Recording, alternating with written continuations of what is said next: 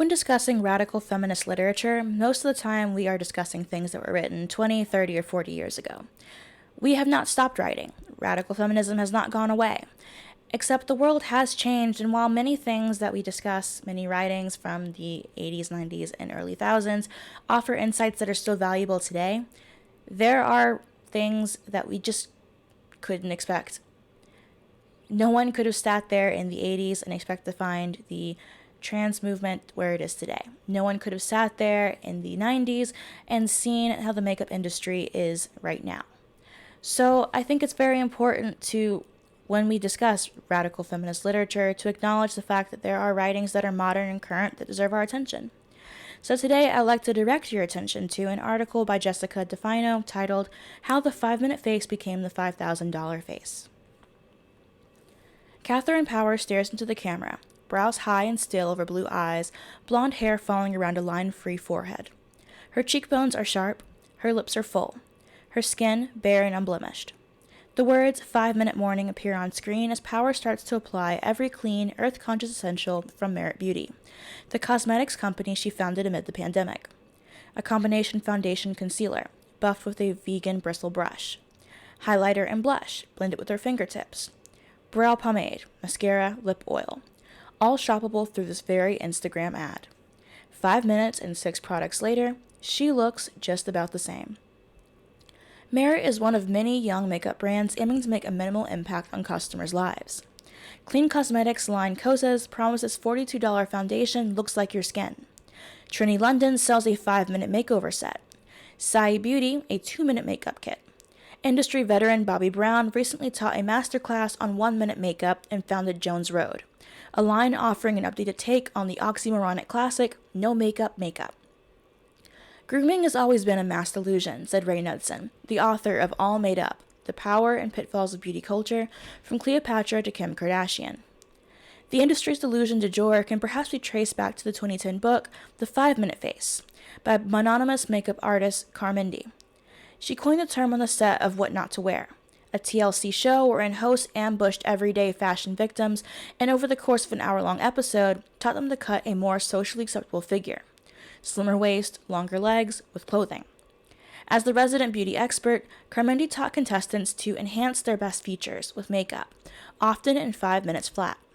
The concept caught on and the book followed, as did a Carmindi & Co. cosmetics line. In 2014, Glossier rebranded makeup minimalism for the millennial masses with products like Perfecting Skin Tint, an imperceptible wash of color, and Boy Brow, which doesn't leave a trace.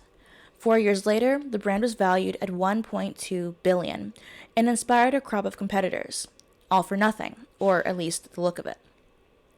Demand for barely there basics is still strong today. Research from Ulta Beauty highlights faux effortlessness as a defining trend of 2022. The retailer refers to it as the new natural. TikTokers call it the clean girl aesthetic, tutorials for which have been viewed more than 100 million times. Following an era of full coverage foundation, contoured faces, and overlined lips, the popularity of minimal makeup is sometimes cited as proof of comfort, of confidence, of progress, as Power told me over the phone. Isn't it great that we need a lot less now than we needed before? Consumers are not using less. Today's 5-minute face, as modeled by beauty influencers, editors, and entrepreneurs, is predicated on the behind-the-scenes beauty work of skincare products, cosmetic procedures, and plastic surgeries. A more fitting moniker, Knudsen suggested, might be the $5,000 face. Brown and Lainey Crowell, founder of Sai Beauty, credit their even skin tones, in part, to laser treatments. Sheena Yaitanes of Kosas and Trini Woodall of Trini London apply their brand's basics to Botox smooth skin. While Power declined to comment on whether her own 5-minute morning is made possible by injectable neuromodulators, fillers, or other semi-permanent upgrades, she quoted an extensive skincare routine as well as cutting-edge facials. You really need to have great skin in order to not to put so much makeup on, the entrepreneur said. It's right there in the Glossier tagline. Skin first, makeup second. Data bears this out. Despite the popularity of seemingly low product makeup routines, industry sales are up overall. The skincare sector saw significant growth in 2021, illustrating the makeupification of skincare. Products that promise a level of aesthetic manipulation previously achieved through color cosmetics. Consider a recent ad for Paula's Choice Skin Perfecting 2% BHA Liquid Exfoliant, in which the narrator proclaims, "I went foundation free for the first time in ever." Rather than pare down on products, beauty enthusiasts are simply swapping contour for face cream, lip liner for lip plumpers, and then some. In a recent and rather dystopian press release, Dr. Richard Westreich, a New York City plastic surgeon, noted that as variants surge, plastic surgeries boom. The pandemic years inspired an increase in rhinoplasties, facelifts, and eyelid surgeries, he noted. Non-surgical interventions, including Botox, lip fillers, and lower facial procedures, are rising in popularity as well. This shift to sub-rosa aesthetic labor echoes a 2017 study from the Journal of Consumer Research. Consumers judge women who engage in certain types of extensive beauty work as possessing poorer moral character, researchers found, although only for effortful enhancements, like tanning and cosmetics. Skincare managed to sidestep these judgments. Although it often shares the goal of makeup, to alter the appearance, it is more often perceived as a health measure. These days, even injectable procedures like Botox and Juvederm are marketed as self-care. Minimal makeup, then, is maximal everything else. It's more masquerading as less. Framing the trend as a 5-minute makeover or 2-minute makeup or simply clean allows customers of a certain class, the beauty bourgeois, to reap the rewards of cosmetic labor without the gauche appearance of having performed said labor. As Elizabeth Spears wrote in an opinion piece for the New York Times, elites are often socialized into affecting ease and eschewing displays of effort. Strivers cannot behave as if things come easily because pretending that they do often requires resources we lack. Average consumers may purchase the same concealer and blush as the influencer who proffers them, but when the products don't produce the same effect, they continue consuming, striving, rarely reaching the rich skin summit, an aesthetic analog of the American dream. As writer Jan Selby explained in a recent tweet, the rich are raising the bar for people who will never be able to afford what's fast becoming a new, much more oppressive and expensive standard for beauty. That's not to say that natural makeup has no effect. On the contrary, the typical routine, base or concealer, highlighter, blush, mascara, brow gel, lip color, represents the minimum standard of beauty that women, especially, are expected to meet. Clear glowing skin, lush brows and lashes, flushed cheeks and lips. That this makeup is meant to disappear flaws, then disappear into the wearer, to appear to be no makeup, to look clean, speaks to the making of modern femininity, which Susie Orbach writes in the foreword to Aesthetic Labor, Rethinking Beauty Politics and Neoliberalism, is marked by concealment of the work of body making. The labor of making one's effort invisible is so integrated into the take-up of femininity that we may be ignorant of the processes we engage in, according to the author. We are encouraged to translate the work of doing so into the categories of fun, of being healthy, and of looking after ourselves. Payment for this kind of labor comes in the form of privilege. Embodying the beauty ideal elicits better social treatment, more attention from teachers and supervisors, greater job opportunities, higher pay. To vanish into beauty is to become visible as a person. Beauty isn't actually what you look like, sociologist Tressie McMillan Cotton writes in Thick and other essays. Beauty is the preferences that reproduce the existing social order. It's interesting to note that there's psychological research suggesting that we view women as less human when they wear a lot of makeup, said Dr. Renee England, professor of psychology at Northwestern University. Maybe the 5-minute face is a plea. See me. I am invisible. I am human. Of course, no makeup has been critiqued before. In 2017, it was a lie. In 2018, it was privilege, a cover for the harms of capitalism, and even, bafflingly, resistance. But these critiques haven't affected the industry in any material way. Minimal makeup brands have proliferated. The products have gotten more popular, the under-the-radar interventions have gotten more extreme. The jargon, clean girl, looking expensive, is more overtly classist. That the look is still trending of consumers now, in an era of protest for women's rights and walkouts for LGBTQ+ rights, in the midst of a labor revolution, a union revival, and the anti-girl boss, in a culture seemingly confronting the systematic oppression of marginalized communities head-on, or at least on Twitter, is odd to say the least. Adopting an aesthetic of class performance and invisible labor feels behind the times. It begs the question, why is striving for beauty the only issue dismissed as a rational choice in a world that values it so highly? The world also values whiteness, heteronormativity, and exploitative labor, and it's not considered rational to align with those values. It's considered rational to challenge those values. Why should beauty standards, which stem from whiteness, heteronormativity, and exploitative labor, be any different? Even from the fully dissociated from reality perspective of the beauty industry, it puzzles. Makeup marketing repeatedly references empowerment and self-expression, but it's a stretch to say this trend offers either. The products are uniform. They confer a level of sameness. A regime that results in the minimum beauty requirements for social acceptance defies the consumer chorus of "I do it for me." After all, what is the 5-minute morning if not an admission that there is pressure to perform a baseline of beauty? That the baseline of beauty is not innate to the human face, but rather imposed. That this performance is not one of enjoyment, but obligation. One that must be squeezed in even when time is scarce. Plenty surely do enjoy the practice, but rarely are the conditions that create this preference critiqued. Of course, many women feel more confident with makeup on, Dr. Englund elaborated. The world treats them differently when they're made up. We cannot disentangle women's desire to improve their appearance through makeup from a culture that values women primarily for their appearance. A culture that systematically devalues women who don't meet, or at least try to meet, cultural beauty standards. If performing beauty raises your social, financial, political, and self-worth, then beauty must also be a structure of patterns, institutions, and exchanges that eats your preferences for lunch, writes Dr. Macmillan Cotton. Taking cues from Carmody, cosmetic companies attempt to evade such criticism by claiming to enhance customers' good features rather than hide their flaws.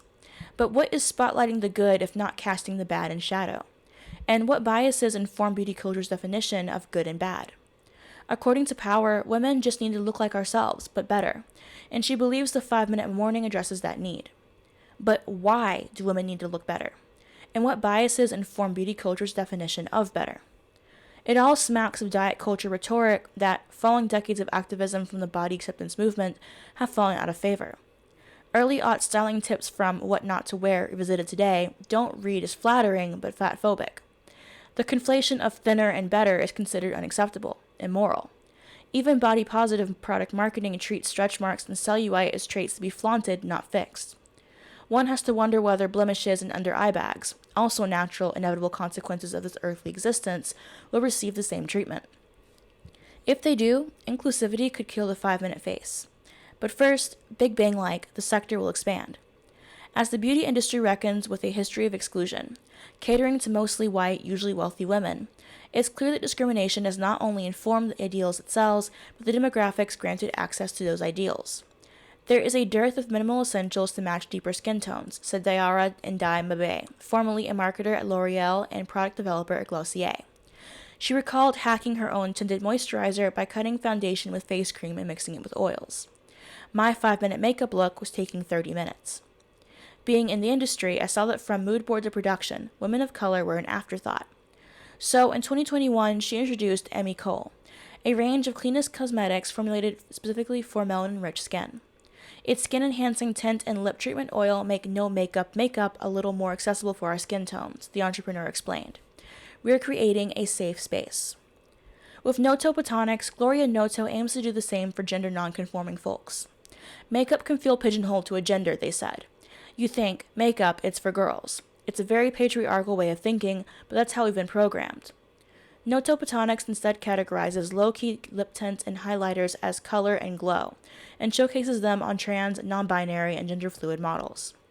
I've gotten so many messages from people saying they didn't feel like they had a place in beauty, Noto said, and now feel seen. Still, access to the 5-minute face does little to address the circumstances that necessitate the 5-minute face. Ndiaye Mbaye sees Emmy Cole's pared back offerings as part of a larger transition toward nakedness. Emmy Cole isn't about the product. I think we'll have succeeded when we can transcend that, she said. When, from beneath the 5-minute face, emerges simply the face. This isn't really an individual level problem, said Dr. Englund. If we want to feel more free to face the world without makeup, or a 10-step skincare routine, or injectable upkeep, then we need to change the world. How? Short of protesting the conditions of beauty work, or organizing an aesthetic labor strike, or practicing cosmetic class solidarity, perhaps it starts with acknowledging the clean look for what it is, the culturally conditioned look. This, dear viewers, is where we part. If you're interested in reading the article in full, I'll be having a link in the description. I did not write any of this. As I said, I'm just reading over an article which I think is pretty radical feminist in its description of the beauty industry. I do have some criticisms with it, in that the author does pander a bit to the gendered audience, which is understandable. I understand not wanting to be canceled, but I do think it brings up some very important points. A lot of times when people mention, even when I've mentioned, like, there are some basic level steps that anyone can do if you are interested in radical feminism, if you believe in this ideology. And that is to not shave, to not wear makeup, to not participate in beauty culture. And often people will come up with these excuses. Women will say, well, I'll be bullied awfully for it, or I just don't have the self-confidence for it.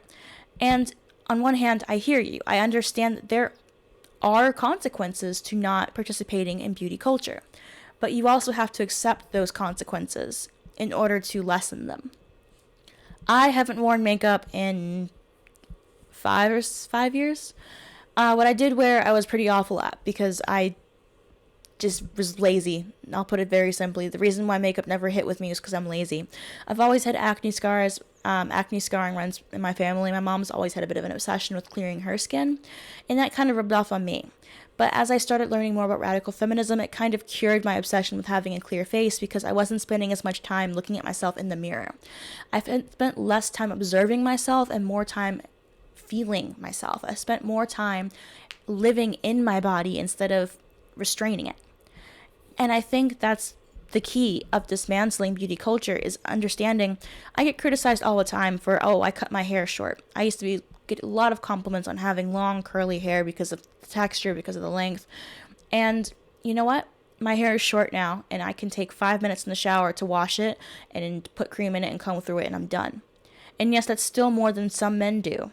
But I don't think about it that much. I don't have to spend that much time on this routine. It takes me 10 minutes to get dressed and ready in the morning, because I'm not spending all this extra time decorating my body for other people to perceive. The way that my hair is, as long as it's clean, it doesn't affect how I feel. It doesn't affect how I act in my everyday. It doesn't affect me. Me wearing makeup or not wearing makeup, well, wearing makeup means that I can't rub my eyes when I'm outside and the sun gets in my eyes. It means that when I'm sweating, I wouldn't be able to rub my forehead or wipe the sweat away. It means that I would have to think more about how I'm being viewed than how I'm experiencing the given moment. And that is the crux of it for me. And that's what I think anyone who is considering giving up makeup should think on. I know it's hard, but I'm very glad that I don't spend an extra hour in the morning getting ready. I'm very glad that I can go for a hike and decide to go swimming spur of the moment, and it doesn't matter. It doesn't matter, because I'm natural. I've got my hair, I've got my face, and that's it. This, dear viewers, is, the end of the video. So let me know if you have any comments, questions, or concerns, and I'll see you guys next time. Bye.